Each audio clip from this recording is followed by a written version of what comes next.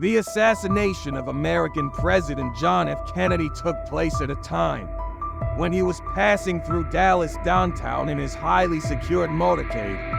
At that time, he was accompanied by Secret Service agents and a full police motorcade. Not only that, but the FBI had been keeping an eye on this entire route for many days. But despite all this, on November 22, 1963, he was attacked near Daley Plaza and he was killed on the spot. A few minutes after this attack, the CIA, FBI, Secret Service, and the police made a scene. But despite putting so much effort, he could not bring anyone other than a shooter named Lee Oswald into the law, or he just didn't want to bring anyone.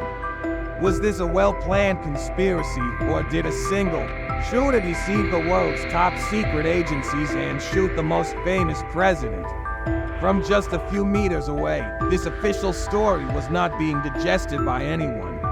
The banker from which the president had to go from the airport also had a simple fast route. But why was his motorcade brought out of the middle of the city, and who planned this route? Officially, the person who shot him was it a coincidence or planning? But the fact is that only a month ago, he got a job on a phone call in a book depository.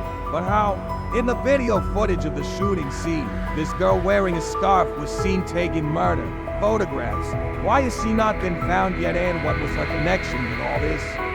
Welcome back to Idea Infinity Videos. Viewers, today is November 22nd, 2023. But 60 years ago, on the same day, American President John F. Kennedy was killed by attacking his motorcade. President JFK's death, where millions of Americans were pushed into misery. The investigation in this case has failed to answer many questions of the people. It is believed that the top secret agencies of the United States have hidden a lot about the assassination and did not make the truth public. And there are many reasons for thinking so. The first is the selection of the venue where the president was supposed to go. President JFK had to give a political speech in Dallas, Texas, for which two options were kept. One was the Trade Mart and the other was the Women's Building. The White House recommended that the venue of the Women's Building be selected, but the governor of Texas, John Kennedy, wanted the president to go to the Trade Mart. The reason for this was that the Trade Mart was a banquet hall, whereas the interior of the Women's Building was not suitable for the president to go there. Finally, on November 14th, 8 days before the assassination, the venue of the Trade Mart was selected, but this news was not made public. Now it was time to decide how to go from the Love Field Airport, where the president's plane was to land, to the Trade Mart. Now, normally, presidential motorcades are passed through a route where there are as few obstacles or turns as possible. There was also such a route that could bypass the city and take the president to the Trade Mart from the outside, but it was not selected. Rather, a route was selected from the inside of the city to pass through the school book depository, from where the shooter attacked the president. If you think that this route was planned to attack the president, then you are wrong. Yes, this was done at the request of the president himself, because he wanted to pass through the crowd of people. But if it was assumed that the Women's Building would be selected instead of the venue of the Trade Mart, then the president's motorcade would go east along this main road. This would also increase the distance of the book depository, and it would be difficult to target the shooter, because the president's wife, First Lady Jacqueline, who always sat on his left, would come between the shooter and the president. After 100 things, it was very important to select the venue of the Trade Mart in the planning of the president's assassination. And as you know, this selection was made by Texas Governor John Kennedy. His intentions cannot be doubted, because when the president was attacked, he himself was sitting with his wife in the presidential limousine. He was also shot, but his life was saved. And second, Governor Kennedy was already against this route. He wanted to reach the Trade Mart from outside the city. But there was someone who had already done the calculations of all these things. The president's motorcade and venue were published only 3 to 4 days before his assassination. That is, no one knew this information before that. But 2 months ago, something happened in the school book depository, which shows that this information was already with someone. Yes, exactly 2 months ago, there was a sudden shortage of staff in the school book depository. In September 1963, a man named Wassel Frazier receives a call from the employment agency, in which he is offered a job in the book depository. Wassel Frazier lived in a town called Irving, half an hour away. The next day, he reached the book depository on September 13th and was hired by the superintendent there, Roy Tooley. A month later, that is, on October 15th, Wassel's neighbor also approached the superintendent of the book depository on the phone, and coincidentally, he was also hired the next day. Wassel's neighbor was none other than Lee Oswald, who was to be arrested for the murder of President JFK. After 39 days, Lee Oswald did not have a driving license, so he could not go out every day. That's why he rented a room in Dallas. He would go to his home in Irving after office timings with Wassel on weekends, and would reach the book depository again with Wassel on Monday morning. This routine lasted for about a month, but only a day before the assassination of the president. That is, on November 21st, this routine broke. On November 21st, Lee Oswald went to Irving's house with Wassel on Thursday because he said he would stay in Dallas this weekend. The next morning on Friday, when Oswald left the house to go to the office with Wassel, he had a long paper bag in his hand, in which Oswald said there were curtain rods that he was taking to his room. Only half an hour before the assassination, Oswald was on the 6th floor of the book depository with some of his colleagues. It was 12 o'clock in the afternoon and it was lunchtime. Everyone went to the 1st floor for lunch, but Oswald was alone on the 6th floor. Many people had gathered outside the depository to see the president's motorcade.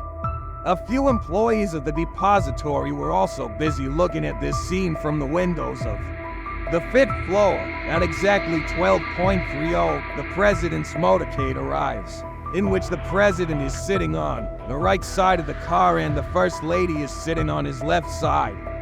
The governor and his wife were present ahead.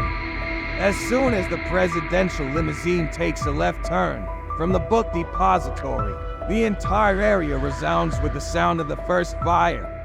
Coincidentally, at that time, a reporter was recording all this in his camera. Some people said that two were fired, but some heard the sound of 3, but 1 bullet hit the president's neck and the other on his head.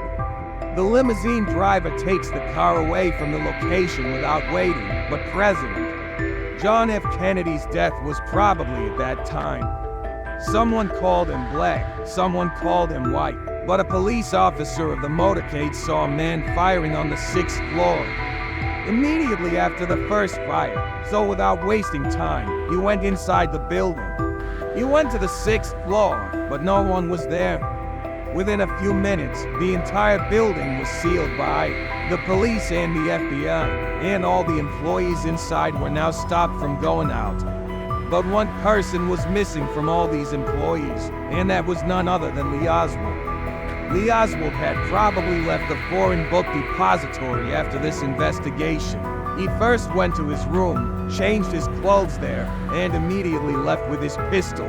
The police, who were already looking for him, had made the entire city's patrolling. Wireless, an officer present at the patrolling saw Oswald, but before he could do anything, Oswald fired for bullets at the police officer and killed him on the spot. Oswald had now gone to a nearby movie theater and hidden. Soon the police found him and arrested him and took him to the police headquarters. For the next 2 days, the police, FBI, and CIA interrogated him a lot. But this interrogation was not recorded. No one has any evidence of what happened in the closed room on November 24th when he was being transferred from the police headquarters to the jail. A man shot him in front of the media and the police.